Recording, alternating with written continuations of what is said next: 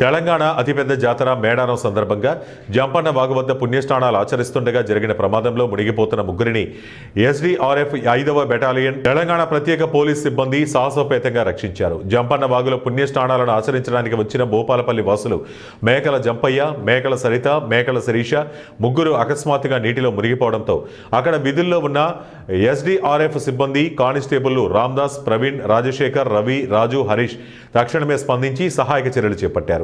తమ ప్రాణాలను పణంగా పెట్టి నీటిలోకి దిగి మునిగిపోతున్న వారిని సురక్షితంగా బయటకు తీసుకొచ్చారు. రక్షించబడ్డ వారి కుటుంబ సభ్యులు ఎస్డీఆర్ఎఫ్ రక్షణ బృందానికి హృదయపూర్వక కృతజ్ఞతలు తెలియజేస్తూ తమ కుటుంబ సభ్యుల ప్రాణాలు కాపాడినందుకు ధన్యవాదాలు తెలిపారు.